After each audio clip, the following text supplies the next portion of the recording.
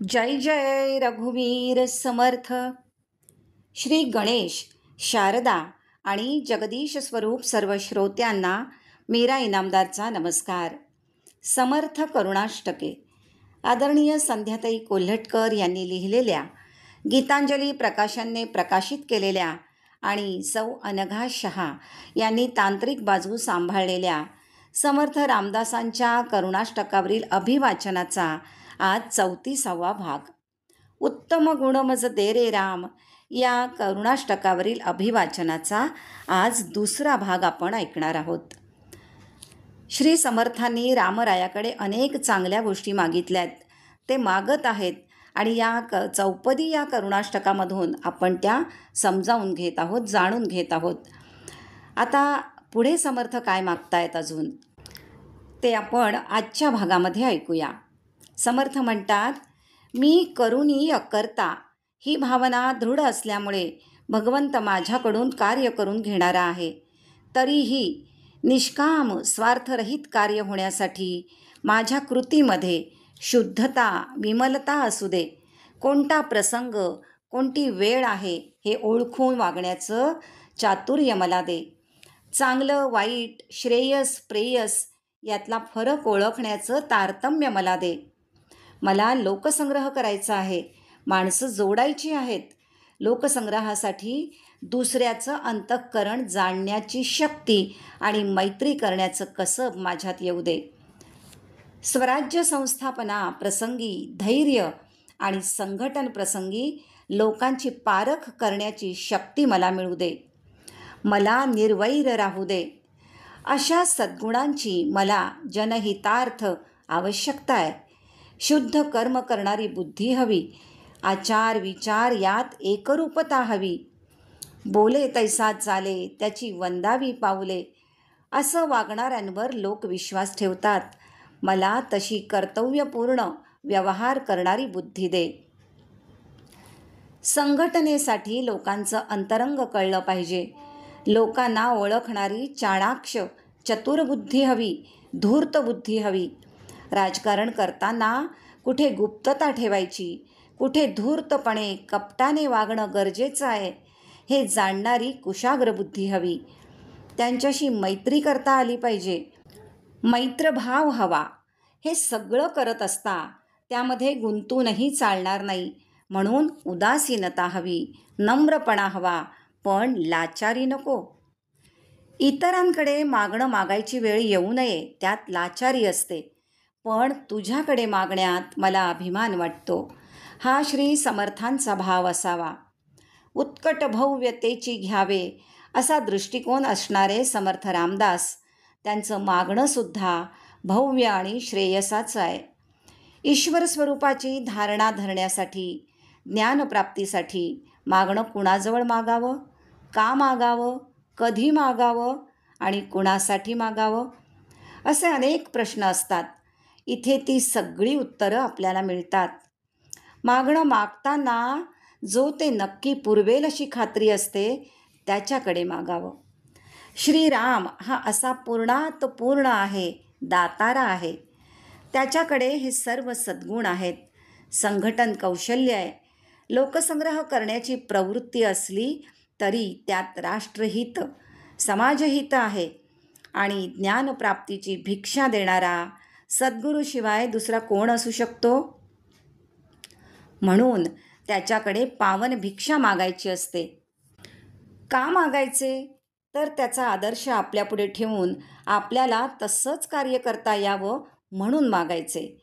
त्यात स्वार्थ नसावा. कधी मागावे? त्याची उत्कट भक्ती श्रद्धायुक्त भावनेने करता येत असेल तर मागावे. कुणासाठी मागावे? स्वतःसाठी नक्कीच नाही. सर्वेपि सुखिनः सन्तु या विश्वभावनेने मागणे मागावे. तेव्हा ती मागणी पुरवणारा आपल्याला पावन भिक्षा देतो. आता श्री समर्थ ज्ञानाची मागणी करतात. ते ज्ञान स्वस्वरूपाच्या दिशेला घेऊन जाईल.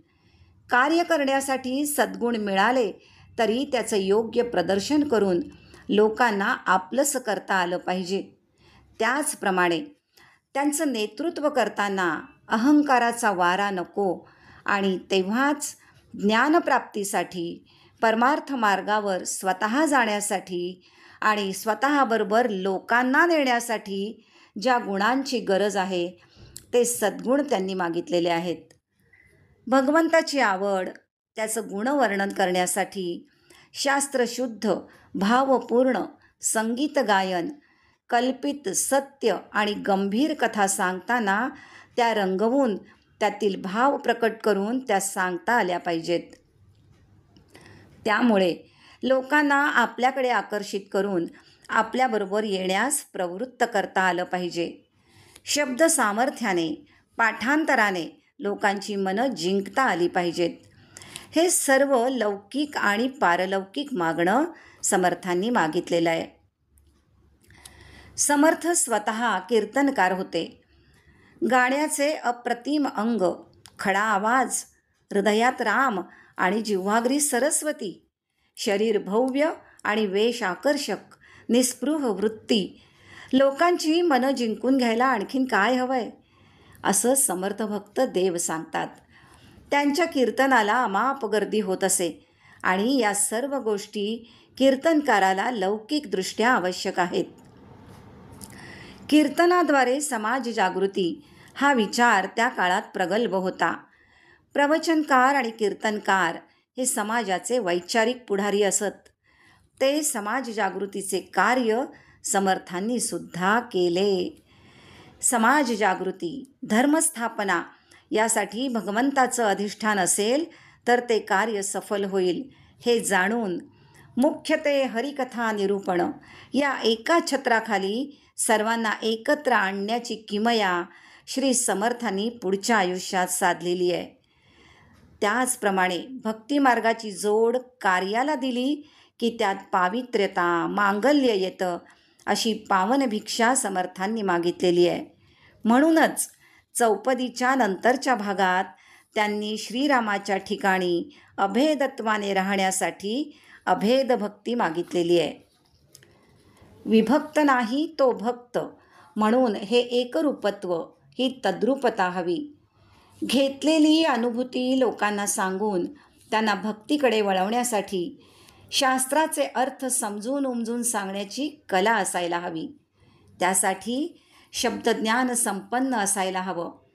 लौकिकदृष्ट्या हा सर्व अभ्यास केल्यावर त्याचं मर्म जाणण्याची पात्रता हवी. ती तू दे, सत्संगती दे, कारण त्यामुळे माझ्यात अलिप्तपण येईल, असं समर्थ म्हणतात. आदी शंकराचार्य म्हणतात, सत्संगत्वे निस्संगत्वम, निस्संगत्वे निर्मोहत्वम, निर्मोहत्वे निश्चलत्वम, निश्चलत्वे जीवनमुक्ती. सत्संग, वैराग्य, निर्मोहवृत्ती, शेवटी जीवनमुक्ती असा क्रम आहे. तसंच समर्थांचं मागणं हे पायरी पायरीने चढत्या क्रमाचं आहे. आधी सत्संग, भक्ती, मग अर्थारोहण, डोळस भक्ती, अभेद भक्ती, एकरूपत्व, आत्मनिवेदन आणि ब्रह्म अनुभव.